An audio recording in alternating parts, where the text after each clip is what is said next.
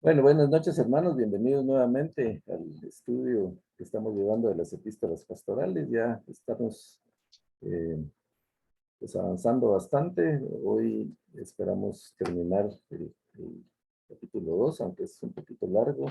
A ver si tenemos el tiempo, pero ya estaríamos prácticamente a la mitad. Eh, Estamos pues siguiendo la serie de recomendaciones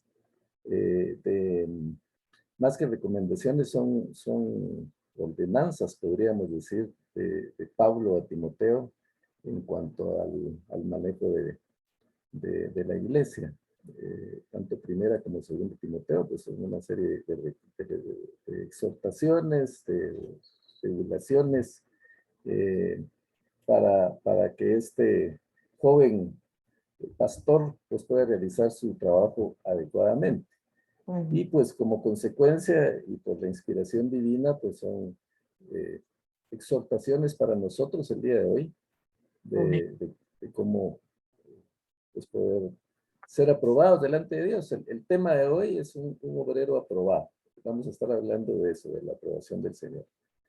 Recordemos la semana pasada, Pablo termina bueno, no termina, sino nosotros terminamos el estudio con esa canción de Pablo, ese himno que Pablo entona, que dice que es una palabra fiel, eh, y que pues vimos en los versículos anteriores, que dice que si morimos con Él, viviremos con Él, eh, y, si, y al final dice, si somos infieles, Él permanece fiel, porque no puede negarse a sí mismo. Vamos a poner en pantalla aquí el versículo porque ya mi memoria para acordarme de todo no, no llega tanto. Pero decía entonces los versículos de la semana pasada, en este himno dice, si somos muertos con Él, también viviremos con Él. Si sufrimos, también reinaremos con Él. Si le negamos, si le negaremos, Él también nos negará. Y si fuésemos infieles, Él permanece fiel porque no puede negarse a sí mismo. Esa es la palabra fiel de la que Pablo habla y como dijimos, probablemente era un himno que se entonaba en aquellos días y Pablo aquí, pues a lo mejor se pone a cantar mientras sí está escribiendo a Timoteo. Y el día de hoy, en el versículo 14, estudiamos que Pablo sigue diciendo, recuérdales esto. Y probablemente se está refiriendo a esa palabra fiel, a ese himno y a las exhortaciones que va a dar a continuación. Dice, exhortándoles delante del Señor a que no contiendan sobre palabras, para lo cual no nada aprovecha, sino que es para perdición de los creyentes. Aquí vamos a ver cinco recomendaciones que le da Pablo. En estos primeros dos versículos tenemos cuatro, y en el versículo 16 tenemos la quinta. La primera recomendación, exhortación, instrucción, eh, mandato, ordenanza que Pablo le está dando a Timoteo es, eh, recuérdales esto, exhórtales delante del Señor a que no contiendan, a que no peleen, a que no se enreden en discusiones, en palabras, porque dice eso no aprovecha para nada. La segunda es, procura con diligencia presentarte a Dios aprobado. La tercera es que se presente como un obrero que no tiene de qué avergonzarse. Y la cuarta, que usa bien la palabra de verdad. Vamos a ver en el 16 la quita, pero vamos por partes. Vamos por cada una de estas porque eh, pues podríamos llevarnos toda la hora de estudio pues con cada una, pero vamos a tratar de irlas resumiendo. Entonces, la primera es no contender sobre palabras. ¿Qué significa contender sobre palabras? Pues enredarse en discusiones inútiles, en las que muchas veces caemos como cristianos, eh, y eso es un error. Hay, estaba leyendo yo que hay alrededor de 4.000 religiones en el mundo. Eh, bueno, que predomina el cristianismo, ¿va? El mismo cristianismo, pues también está dividido. Sabemos que entre pues, esta religión monoteísta que viene desde Abraham, pero que pues, cree en Cristo como el Hijo de Dios, como nuestro Señor y Salvador, pues también hay ramas, ¿verdad? Está la Iglesia Católica, la Iglesia Protestante o Evangélica, podríamos hablar de la Iglesia Copta, la, la Iglesia Ortodoxa, hay de Oriente, de Occidente, la Iglesia Siria, eh, pues todos somos cristianos y entre el protestantismo, los cristianos evangélicos, pues no digamos, ¿verdad? Las diferentes denominaciones que hay, presbiterianas, luteranas, pentecostales, bautistas, centroamericanas, y podríamos extendernos en un montón de diferentes tendencias, podríamos decir, religiosas. Y a veces, pues, nos volvemos como muy sectarios, como muy celosos de lo que creemos y entonces entramos en conflicto con todos los que no piensan como nosotros y nos enredamos en discusiones inútiles que realmente son para perdición, porque ¿qué pasa cuando alguien que no es cristiano escucha las diferencias que hay entre nosotros? Pues obviamente eso no sirve de nada. Dice aquí es para perdición de los oyentes. Entonces es importante, pues, reconocer nuestras diferencias y qué bueno que tengamos diferencias. Eh, pues vale la pena entender cómo piensan los demás, porque eso enriquece nuestro conocimiento, investigar, bueno, pues, ¿por qué piensa así? Respetar su creencia, respetar su pensamiento, respetar su doctrina. Tampoco vamos a ser volátiles, ¿verdad? De andar de doctrina en doctrina y creerlas todas, porque pues obviamente eso tampoco nos conduce a nada y una de las principales recomendaciones que está dando el apóstol Pablo es cuidar de las doctrinas falsas. Pero el tema es no entrar en conflictos, no entrar en contiendas, porque si somos cristianos, así nos llamemos protestantes, evangélicos, católicos o lo que sea, pues la mayoría de nuestras diferencias son por ignorancia. Para empezar, si vamos al origen de la palabra católico, católico significa universal, entonces desde este punto de vista todos somos católicos. Lo que pasa es que la iglesia de Roma pues se apropió del término. Pero a nivel intelectual, entre el catolicismo, el protestantismo y otra serie de cosas, no hay problema. Los intelectuales están de acuerdo. Los intelectuales, los que conocen realmente su doctrina, que conocen las escrituras, pues saben que las diferencias realmente son superficiales. Eso no significa que no defendamos nuestra fe. La apologética, por ejemplo, es la defensa de nuestra fe. Y la misma Biblia nos manda a defender la fe ante los detractores, ante los que atacan nuestra fe. Pero el punto es no enredarnos entre nosotros mismos, entre nosotros, los llamados cristianos, enredarnos en discusiones inútiles.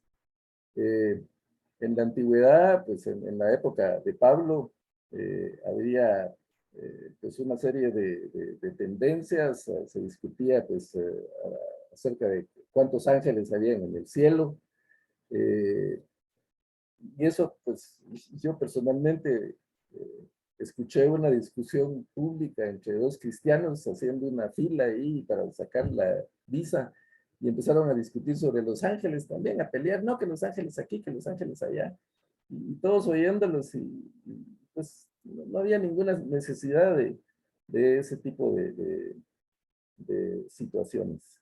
Los antiguos pues, discutían también sobre la vida de las personas. Recordemos cuando hablábamos de las genealogías, dice, no te enredes en genealogías interminables, porque muchas veces se ponían a discutir, sí, que el fulano hizo tal cosa, que mi antecesor, pues, eh, decía tal y tal cosa, y se enredaban en eso. Los mismos rabinos hicieron cualquier cantidad de normas y leyes en cuanto a la ley mosaica. Y pues incluso aquí vamos a ver que entre los falsos maestros estaba la influencia de la filosofía griega también. Pero Pablo dice eso para nada aprovecha, más bien es para perdición. Hace tiempo yo tuve la oportunidad tuvimos aquí en Guatemala la oportunidad de ver un debate en televisión en un programa famoso de televisión, y estaba un sacerdote, un pastor evangélico, eh, pues, de los de renombre, y había otro personaje de una secta. Y pues el moderador los puso, les hizo varias preguntas, los puso a discutir, y adivinen quién ganó la discusión. Pues el de la secta, porque era el más hábil. Después me enteré que era amigo del moderador y que entonces el moderador aparentemente le pasó las preguntas para que estuviera más preparado que el sacerdote y el pastor. Pero el punto es que eso no sirvió de nada, no aprovechó de nada, más bien confundió a la gente y salió ganando el debate la falsa doctrina, pero ahí salió un montón de gente confundida también por ese debate estéril que no sirvió de nada. Y especialmente cuando se suben los ánimos, cuando la gente nos contradice y nosotros no estamos de acuerdo y nos peleamos. Y ahí en internet, en las redes sociales, se ve cualquier cantidad de peleas y discusiones, especialmente para las épocas de tradición religiosa, como es Semana Santa o Navidad, y todo el mundo ahí expresando su punto de vista, pero en plan pelea. La primera recomendación para un cristiano de verdad, para un obrero fiel, para un obrero que quiere estar aprobado delante del Señor, si queremos obtener la aprobación del Señor, uno de los requisitos es no peleemos, hermanos, no discutamos entre nosotros, no nos desgastemos con cosas inútiles. Hay cosas importantes. Las cosas importantes hay que defenderlas. Y vamos a ver más adelante que se habla de la resurrección. O sea, negar la resurrección es algo que nosotros definitivamente no podemos aceptar, porque el mismo apóstol Pablo dice, si Cristo no resucitó, van en nuestra predicación y van en nuestra fe, y somos los más dignos de lástima que puede existir, porque estamos totalmente equivocados. Pero la resurrección es la base de nuestra fe, y los cristianos, los que creemos en Cristo, pues creemos en el sacrificio de Cristo en la cruz del Calvario, creemos que fue para salvación, creemos que Él resucitó al tercer día, que está sentado a la diestra del Padre, que fue preparado el lugar para nosotros. Eso los cristianos lo creemos. Entonces, ¿por qué nos vamos a pelear? Porque no estamos de acuerdo con cuántos ángeles hay en el cielo. Es totalmente ridículo. Entonces, la primera recomendación es no discutamos. Eso no aprovecha para nada. Eso es para perdición de los creyentes o de los oyentes. ¿Quiénes discuten? Pues los que quieren demostrar que saben mucho, que conocen las escrituras y hasta inventan cosas. Yo tengo un conocido que una vez estábamos en un grupo de estudio en el seminario teológico. Fuimos ahí porque nos prestaron uno de los locales para hacer nuestro estudio bíblico y estábamos con los hermanos. No me acuerdo si no habíamos empezado, ya habíamos terminado, pero estábamos en la cafetería refaccionando o comiendo algo. Y llega este personaje, lamentablemente llegó porque me conocía a mí, no conocía a los demás que estaban ahí, pero se llegó a sentar con nosotros y empezó a buscar polémica. Llegó a decir, no me recuerdo exactamente, pero llegó a decir algo como que yo soy parte de la Santísima Virgen María. Entonces, pues todo el mundo se quedó callado, como que dice, ¿y este qué? Y entonces, como nadie le dijo nada, dice, sí, porque la iglesia es la Santísima Virgen María, porque es la novia de Cristo, entonces yo soy parte de la iglesia. Y empezó a decir un montón de cosas, ahí todo el mundo callado. Y me miraba a mí para ver si yo le discutía y nadie le dijo nada. Al final, como no le hicimos caso, pues mejor se paró y se fue, y creo que se fue a otra mesa a ver con quién discutía. Pero hay gente así, hay gente que le gusta la polémica, hay gente que dice cosas simplemente para causar polémica o para demostrar cuánto saben. Yo les confieso algo. Yo no soy fanático de enseñar el Apocalipsis. No porque no me sienta capaz de hacerlo, sino el Apocalipsis tiene mucha figura, tiene misterio, hay misterio dentro del Apocalipsis. Hay cosas que el Señor no quiso revelar ahí.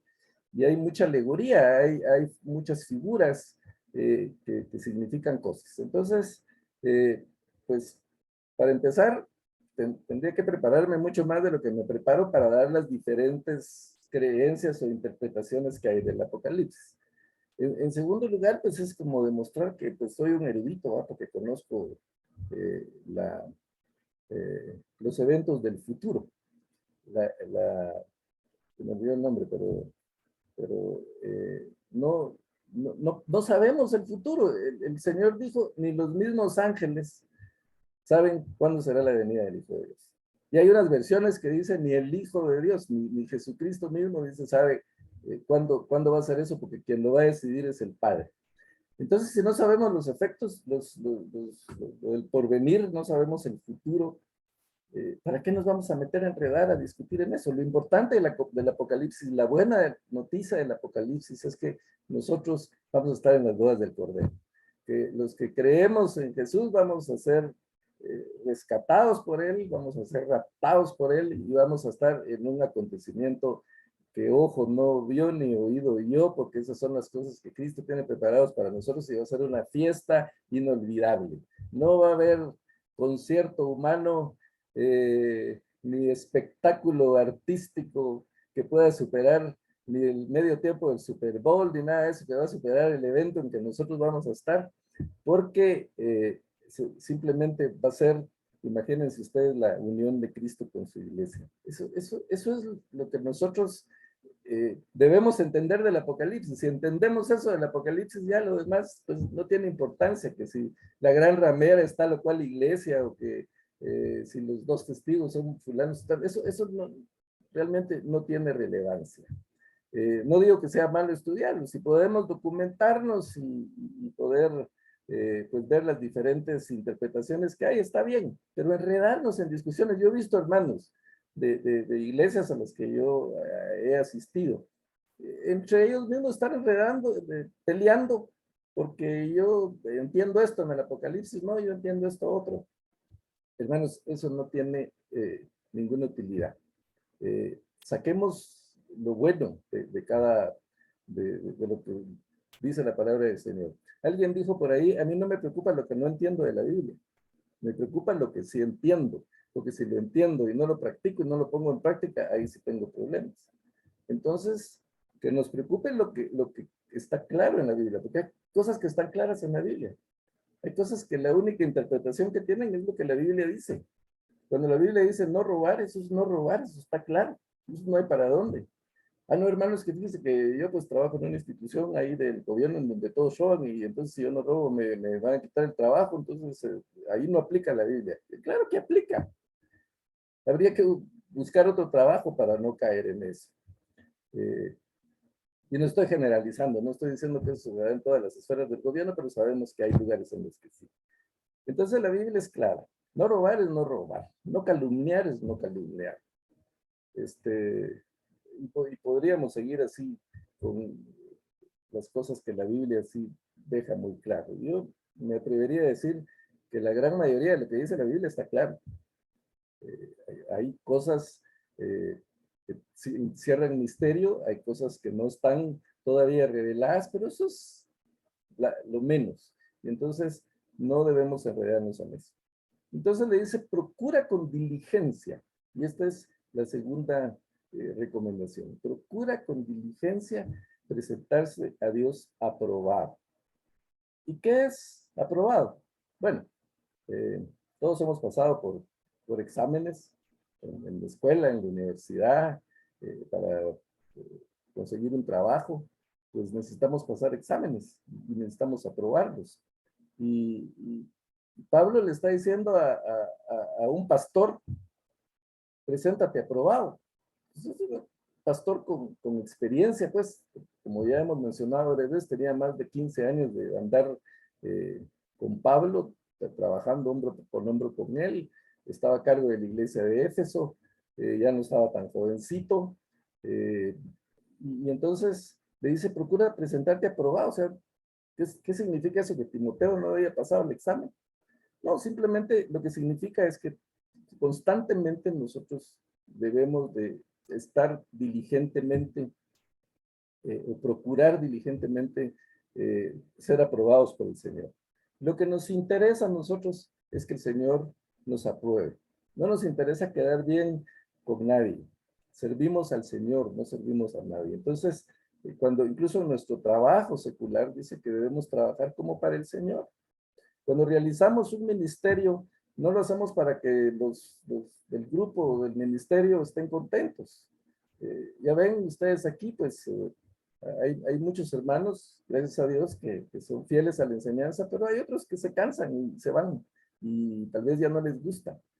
Pero la verdad es que yo no enseño para que les guste, sino simplemente para agradar al Señor, para ser aprobados delante del Señor, para construir, para contribuir a la edificación de cada uno de los que escuchan estas enseñanzas, ya sea pues, en directo o que escuchan las grabaciones. Pero nuestra intención como líderes, y la de todos los aquí presentes y de todos los que queremos servir al Señor, pues es que el Señor nos apruebe. No que nos aprueben los demás, no que nos apruebe la gente. Mucha gente no nos va a aprobar, a mucha gente le vamos a caer.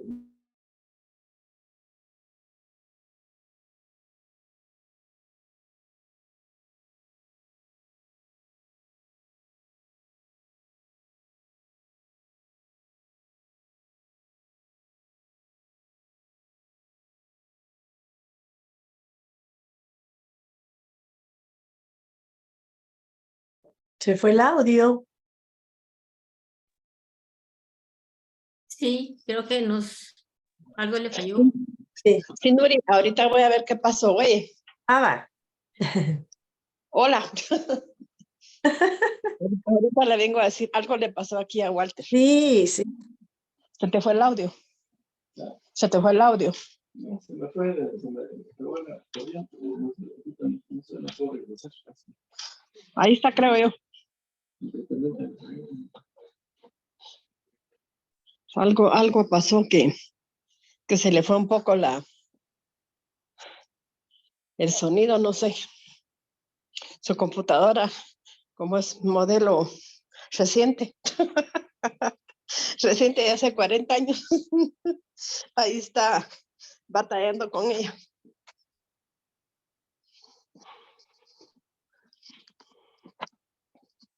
¿Cómo ha estado, Nuri?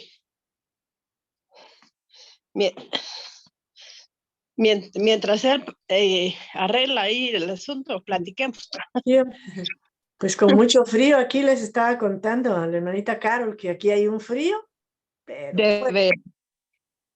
sí. Qué rico. Ay, ya viene. Oh, está con silencio. ¿Será que ya mero?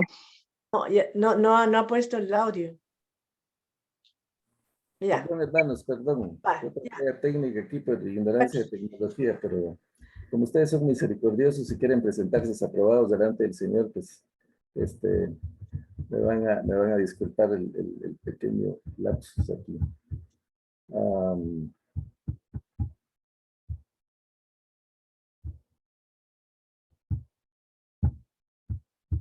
Bueno, seguimos entonces. Solo vamos a volver a la pantalla que estábamos compartiendo. A ver si la seguimos. Bueno, entonces, dice aquí, procura con diligencia presentarte por Dios aprobado como obrero que no tiene que avergonzarse. En eso nos quedamos. Y decía que pues trabajamos para que el Señor sea el que nos apruebe, no para que nos aprueben las demás personas. Aquí ahorita con esta falla técnica que tuve ya me desaprobaron un montón, pero pues aquí seguimos para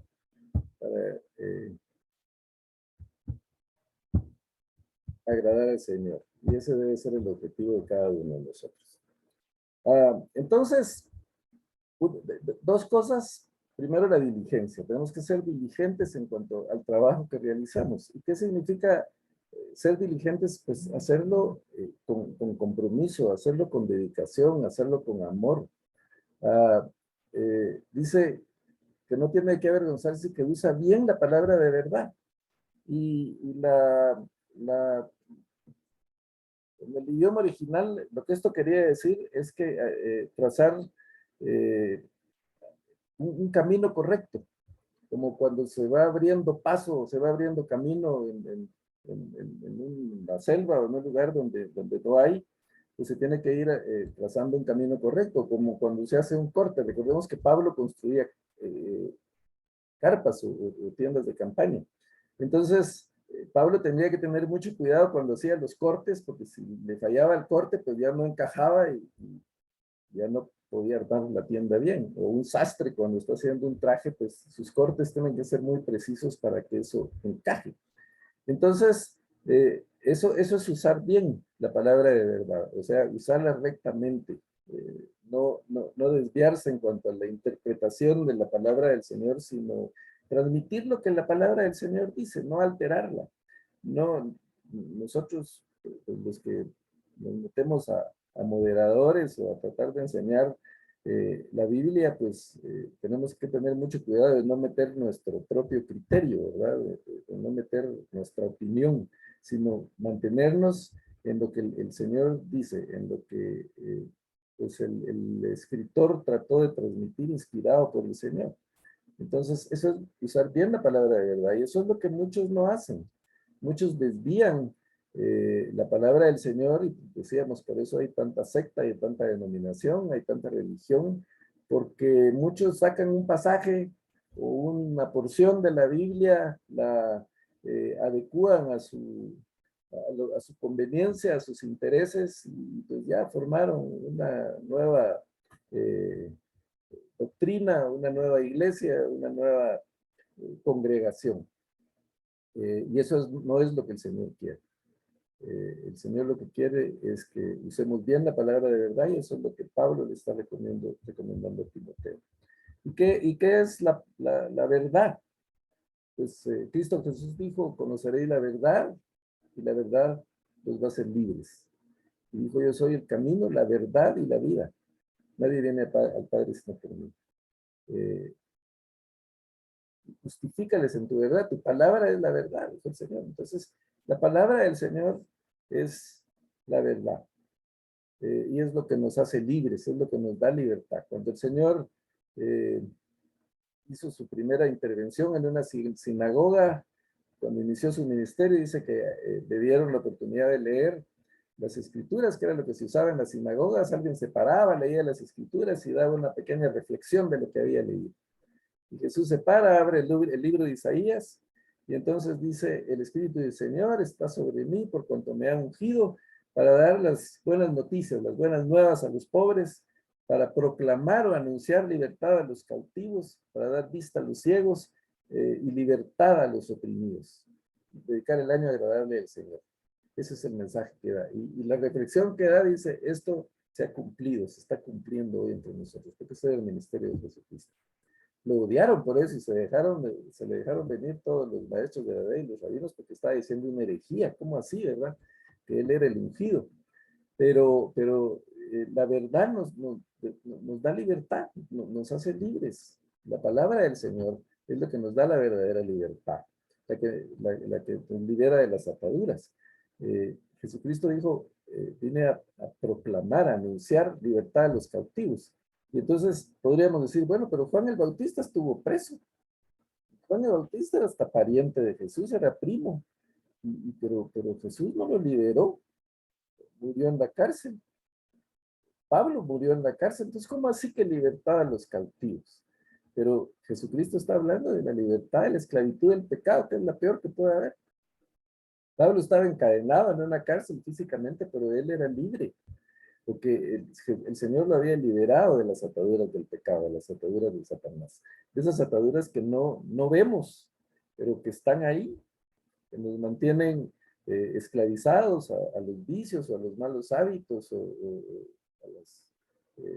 a ciertos pecados que no podemos dejar. El Señor nos da libertad. Y entonces usar bien la palabra de verdad es proclamar, anunciar libertad a los que están cautivos. Y ese es el trabajo del obrero fiel. Y dice el versículo 16, y aquí está el otro elemento, evita profanas y vanas palabrerías, porque conducirán más y más a la impiedad.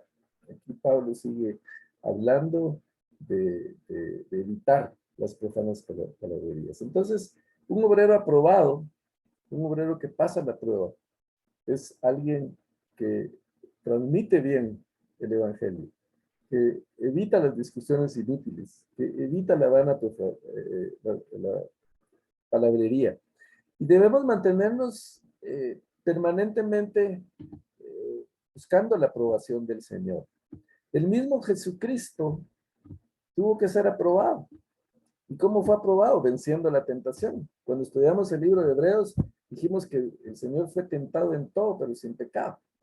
Nosotros leemos el Nuevo Testamento y vemos que Satanás se acercó a Jesús y lo tentó en el desierto, pero ahí no terminó el trabajo de Satanás. Durante todo su ministerio, Satanás estuvo tentando a Jesús. Por eso dice que Jesús fue tentado en todo. Cualquier pecado que nosotros que podamos pensar, pues Jesucristo lo superó. Él fue aprobado, él pasó esa prueba. Y por eso cuando Pedro en Pentecostés se para allá ante toda esa gente a predicarles las buenas nuevas, a predicarles el evangelio, habla de Jesucristo y dice, varón aprobado, aprobado por Dios. El mismo Jesucristo tuvo que ser aprobado por Dios. Entonces nosotros debemos de buscar constantemente la aprobación del Señor con estas instrucciones que Pablo le está dando a Timoteo. ¿Y por qué? ¿Por qué debemos evitar la palabrería? ¿Por qué debemos de tratar de ser aprobados? Porque la falsa doctrina, las doctrinas equivocadas, que pueden parecer inocentes inicialmente, porque pues, como hemos hablado, la falsa doctrina tiene parte de verdad y parte de mentira.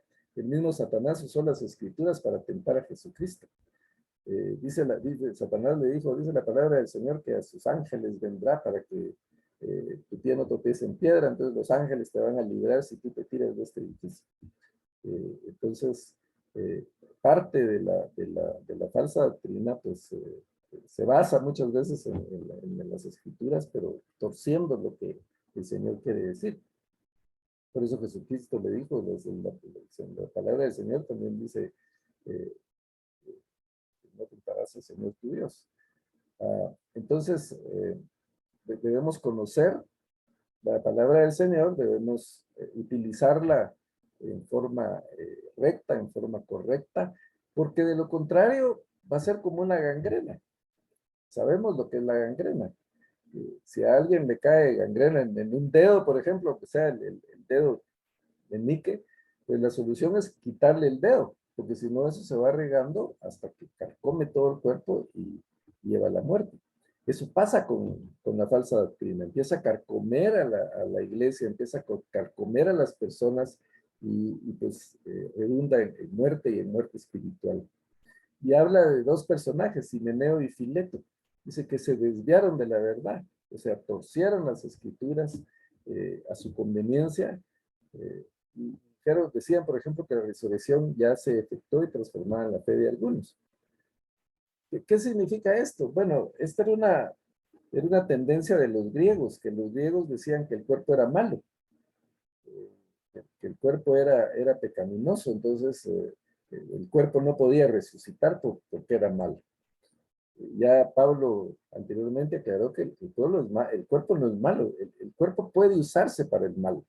Nosotros podemos usar nuestros cuerpos inadecuadamente, pero el cuerpo en sí no es malo. De hecho, la palabra de Dios dice que nuestro cuerpo es templo del Espíritu Santo.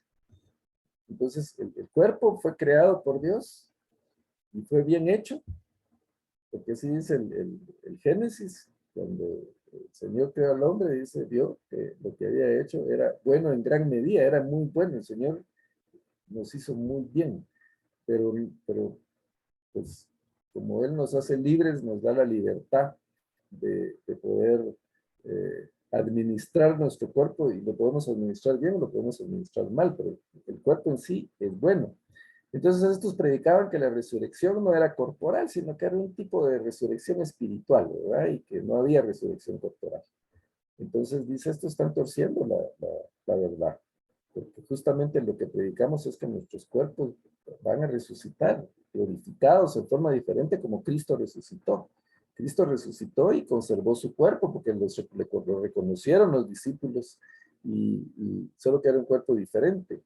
Y lo que Cristo hizo es para mostrarnos lo que va a pasar con nosotros. los muertos en Cristo, dice, resucitarán primero y vamos a ascender al cielo, a encontrarnos con el Señor en las nubes con nuestros cuerpos y nos vamos a reconocer. Pues en una oportunidad escuchaba yo este sermón en un funeral. El predicador decía, aquí estamos despidiendo a fulano de tal, pero nos vamos a encontrar otra vez y nos vamos a reconocer y nos vamos a abrazar porque nuestros cuerpos van a ser pues como los que tenemos ahora, solo que pues ya con otra naturaleza, ¿verdad? Totalmente glorificados. Entonces estos decían que no había resurrección, o que la resurrección ya se había efectuado y transformaba la fe de muchos. Pero el fundamento de Dios está firme, teniendo este sello. Conoce el Señor a los que son suyos, y apártese de iniquidad todo aquel que invoca el nombre del Señor. Miren, hermanos, pueden haber diferencias doctrinales entre nosotros como cristianos. Pueden haber diferentes interpretaciones de la Biblia. Pueden haber muchos ataques que de hecho han habido y seguirán habiendo desde hace miles de años a la palabra del Señor, a la Escritura, diciendo que la Escritura no es la verdad, diciendo que fulano mengano la modificó, diciendo que tal o cual versión no sirve, y tratar de desviarnos de nuestra fe. Pero podemos tener diferencias de opinión, pero aquí dice algo muy importante: el fundamento de Dios está firme. Los que confiamos en el Señor, los que tenemos una relación personal con el Señor, tenemos un sello. ¿Y cuál es ese sello? Que el Señor conoce a los suyos. El Señor ya nos puso un sello y Él nos conoce, Él nos identifica. El Señor, el pastor conoce a sus ovejas y las ovejas oyen su voz. Entonces el Señor nos conoce, a Él no lo podemos engañar. Entonces, por mucho que nos digan, por falsos profetas que aparezcan, porque se haya multiplicado el mal, porque se va a seguir multiplicando el mal sobre la tierra, los que estamos en una relación con el Señor, los que tenemos nuestro corazón, hemos entregado nuestro corazón al Señor, tenemos un sello. Y eso es lo que debe mantenernos tranquilos y firmes. El Señor nos conoce. El Señor conoce a los que son suyos. Pero también para los que son suyos hay un requisito: apártense de iniquidad. Todo aquel que invoca el nombre de Cristo, todo aquel que se dice cristiano, todo aquel que dice profesar el cristianismo en cualquiera de sus nombres, debe apartarse de iniquidad. Entonces, tenemos ese fundamento, y ese fundamento está firme. Independientemente, incluso podemos tener algún error doctrinal si no somos dueños de la verdad. Creo que tenemos que ser lo suficientemente humildes para pensar que algo de lo que interpretamos o que entendemos de la Biblia no está correcto. A lo mejor mucho de lo que interpretamos de la Biblia no es correcto, pero eso no nos debe preocupar, porque el Señor conoce a los que son suyos. Él no nos va a juzgar por nuestras obras, por lo que hagamos o por lo bueno que somos, sino Él conoce nuestros corazones. Cuando cuando Dios mandó a Samuel a buscar entre los hijos de Isaí al que fuera a ser rey, le dijo: no mires lo que ven los ojos, porque el ser humano ve lo que ven los ojos, pero el Señor mira el corazón. El Señor conocía el corazón de David, y David puede haber sido todo lo que ustedes quieran y tener todos los pecados que tuvo, que los tuvo muchos, pero su corazón le pertenecía al Señor. David amaba al Señor. El Señor sabía eso, por eso lo llama un rey de acuerdo al corazón de Dios. Entonces nosotros debemos buscar ser obreros aprobados, ser obreros de acuerdo al corazón de Dios, porque el Señor nos conoce, y los que nos conoce, pues Él nos tiene ese sello de aprobación, ese sello que ponen en los exámenes, ¿verdad? Cuando alguien gana, aprobado. Ese sello es el sello que nosotros necesitamos. Y es la figura que está usando Pablo aquí. Pablo tal vez como orador no era muy elocuente, porque él mismo confiesa que a veces los falsos maestros llegaban con tanta elocuencia que le creían más a ellos que a Pablo. Pero lo que sí tiene Pablo es que, obviamente inspirado por el Espíritu Santo, es muy, muy buen escritor, porque está usando diferentes analogías, diferentes figuras Ya usó anteriormente la figura del atleta, la figura del labrador, la figura del soldado. Y aquí está usando otras figuras. Aquí vemos que está usando el sello, que está usando al obrero. Vamos a ver que utiliza los utensilios, que eso está en lo siguiente, y vamos a ir avanzando para ver si logramos terminar lo que tenemos para hoy. Pero lo que debe quedar claro es que pues, debemos procurar con diligencia ser aprobados por Dios, no por los hombres, sino por Dios.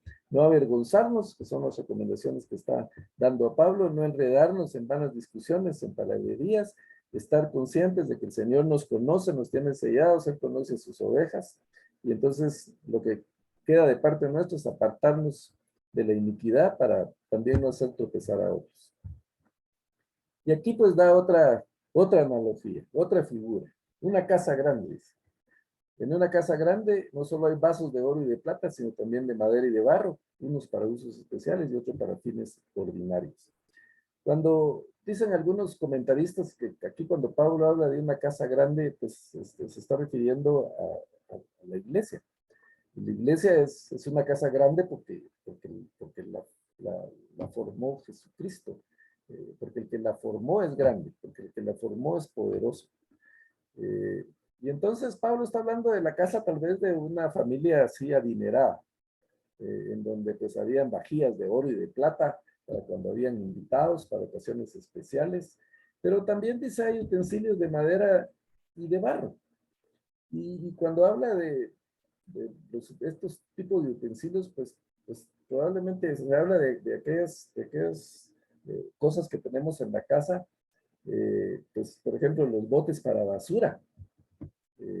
Pues no es muy agradable tener un bote de basura, pero tiene su utilidad, sirve para la basura, para los desechos. Y ese es un utensilio que no enseñamos. Cuando llegan las visitas, no les ponemos el bote de basura en la sala, ¿verdad? Con todos los desperdicios de la comida. Sino ponemos la vajilla de oro y de plata, porque eso nos da honra.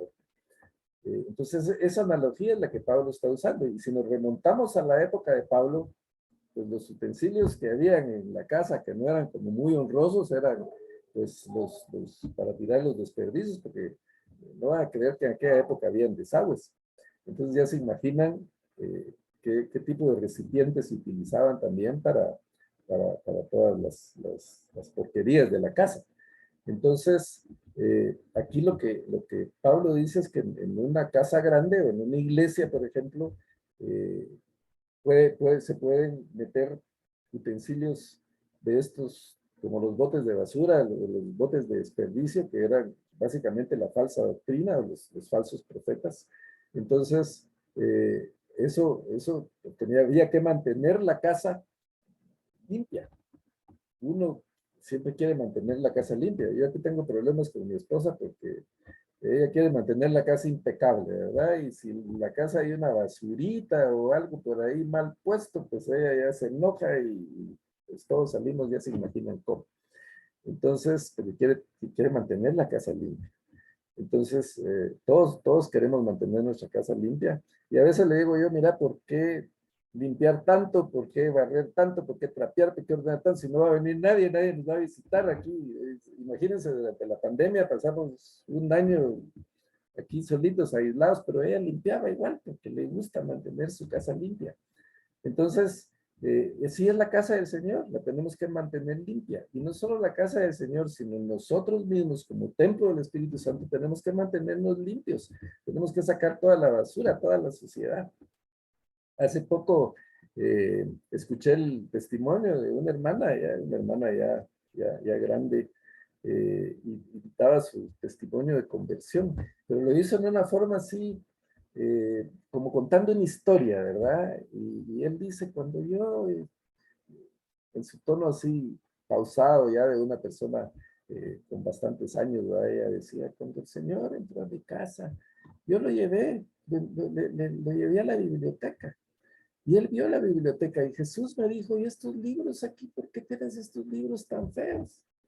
Yo tenía libros ahí de ocultismo, de espiritismo, y el Señor me dijo, sácalos de aquí. Esas cosas no me gustan. Y me dijo, ¿a qué huele mal? aquí hay algo que huele mal, en tu comedor hay algo que huele mal, hay algo descompuesto, tienes que sacar eso de como descompuesto. Y fue haciendo toda esa analogía, pero tratando de dar un ejemplo de que ella tuvo que sacar todas las cosas malas de sí, cuando el Señor entró en su casa, en su corazón, cuando entró a habitar en ella, porque eso es lo que el Señor hace, lo que tenemos que estar conscientes de que el Señor debe habitar en nuestros corazones, debe estar permanentemente en nuestros corazones. Entonces, para que esté en nosotros, para que nuestro cuerpo realmente sea templo del Espíritu Santo, tiene que estar limpio. Tenemos que sacar todas las cosas que huelen mal, tenemos que sacar todos los utensilios de basura, todos los utensilios que son para fines ordinarios. Y eso es lo que Pablo está diciendo. Si alguien se mantiene limpio, llegará a ser vaso noble, santificado, útil para el Señor y preparado para toda buena obra. Si queremos ser aprobados, si queremos ser útiles para el Señor, debemos estar limpios, mantener la casa limpia, mantener la iglesia limpia y mantenernos nosotros limpios, porque nosotros somos la iglesia. La iglesia no es el edificio donde nos congregamos. La iglesia es ese grupo de seguidores, de fanáticos que Cristo fundó, que formó, que somos fans de Jesucristo. Entonces, ya para terminar, porque ya nos avanzó el tiempo rápidamente, los últimos versículos, las últimas recomendaciones: huye de las malas pasiones de la juventud y esmérate en seguir la justicia, la fe, el amor, la paz, junto con los que invocan al Señor con un corazón limpio. Y cuando habla de las malas pasiones de la juventud, no necesariamente está hablando solo de problemas de inmoralidad sexual, sino está hablando también de que Timoteo podía estar expuesto al chisme, podía estar expuesto al orgullo, al ego.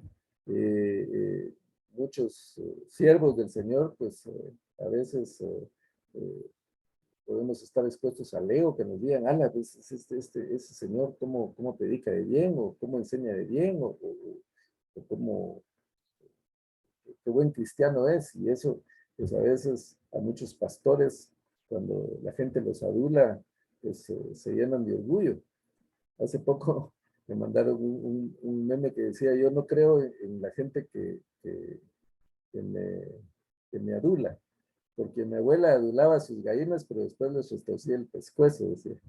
Entonces, tenemos que tener cuidado con las adulaciones, ¿verdad? De mucha gente, porque eso nos hace subir el ego y el orgullo, y ese problema podría estar afectando a Timoteo. Entonces le dice: huye, como José huyó de la esposa de Potifar, ¿verdad? Cuando quiso que José cayera.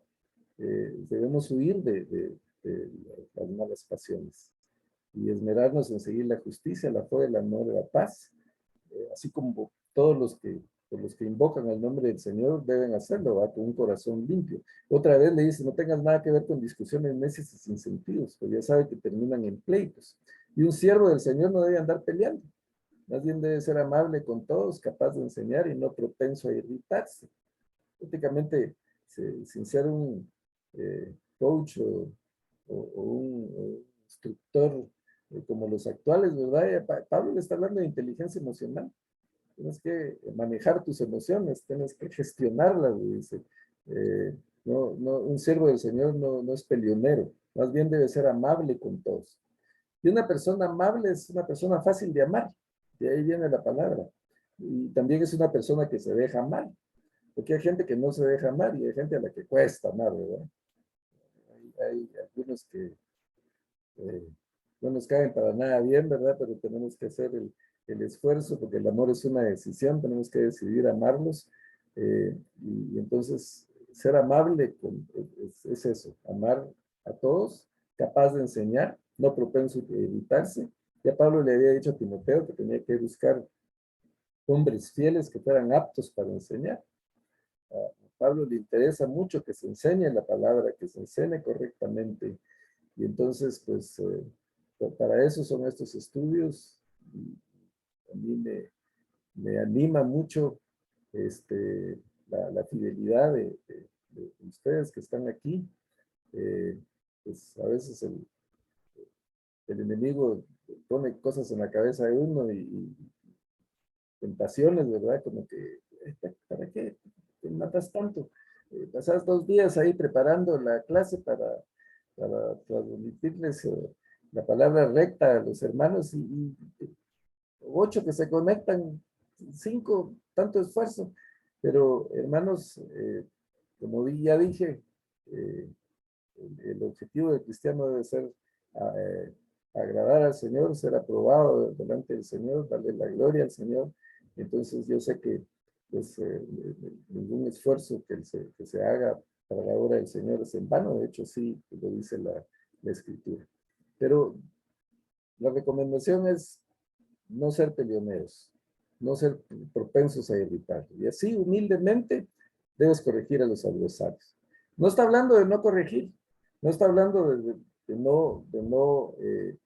señalar las cosas que están mal hechas. De hecho, el mismo Pablo, cuando les habla a los corintios, cuando les habla a los gálatas, él corrige muchas situaciones. Él corrige cosas del matrimonio, él corrige cosas de las obras, de los que andaban diciendo ahí que las buenas obras daban la salvación.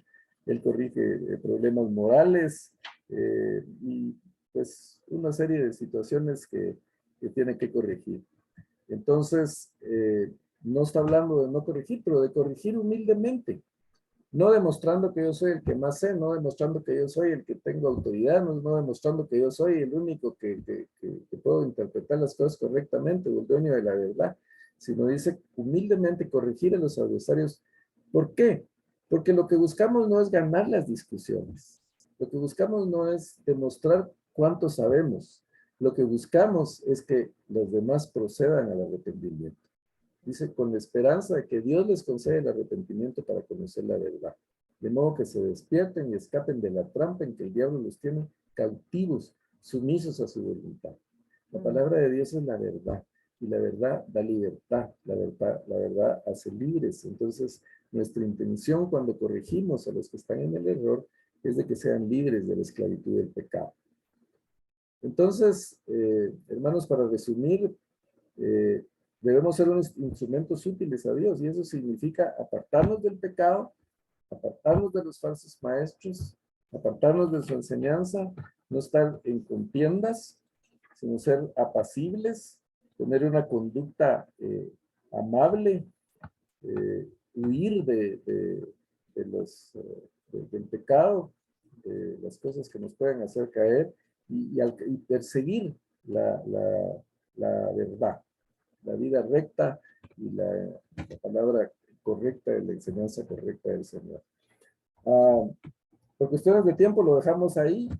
La semana entrante pues seguimos y probablemente enfaticemos algunas otras cositas que se nos quedaron en el tintero, pero esto es lo que las exhortaciones para Timoteo y para nosotros el día de hoy, buscar ser aprobados, buscar ganar el examen y ganarlo legítimamente para pues, que el Señor pueda juzgarnos correctamente. Recordemos que vamos a estar ante el tribunal de Cristo.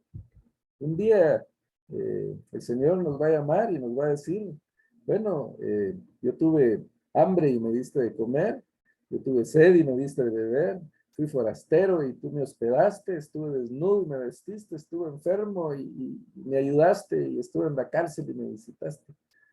Porque todo lo que hiciste con las personas a tu alrededor, eso lo hiciste conmigo. Entonces, ven, buen siervo y fiel, entra en el gozo de tu Señor.